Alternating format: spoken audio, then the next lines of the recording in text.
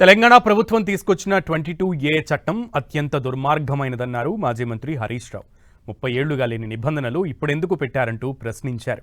చిన్న చిన్న విషయాలకే CID vigilance విచారణకు ఆదేశించే సీఎం రేవంత్ ఇప్పుడెందుకు సైలెంట్గా ఉన్నారని ప్రశ్నించారు. ఈ కుట్రకు కారకులైన వారిపై కఠిన చర్యలు తీసుకోవాలని డిమాండ్ చేశారు.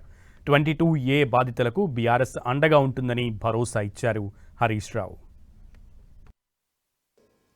30 ఏళ్లుగా రానటువంటి ఇబ్బందులు ఇప్పుడు ఎందుకు వచ్చినాయి? కొంతమంది మిత్రులు చెప్పారు 30% అడుగుతున్నారని, 50-50 అడుగుతున్నారని, సొప్పేస్తే పాలు ఇస్తుందని.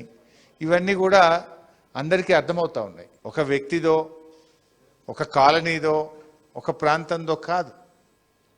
హైదరాబాద్ చుట్టూ కొన్ని లక్షల ఎకరాలు, లక్షలాది ప్రాపర్టీలను ఈరోజు 22Aలో తెచ్చినారు. రేవంత్ రెడ్డి, పొంగిలేటి గారు ఇద్దరు కూడబలుకొనే ఇది చేసిండ్రు అని ఇవాళ స్పష్టంగా మనకు అర్థమవుతుంది. అంటే 10 రోజుల కింద పెట్టలేదంటివి, 10 రోజుల తర్వాత సారీ చెప్తివి.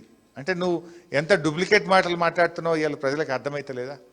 రేవంత్ రెడ్డి గారు చీటికి మాటికి చిన్న చిన్న దానికే విజిలెన్స్ ఎంక్వైరీ అంటాడు, సిఐడి ఎంక్వైరీ అంటాడు. మరి దీని మీద ఎందుకు ఎంక్వైరీ చేస్తలేవు?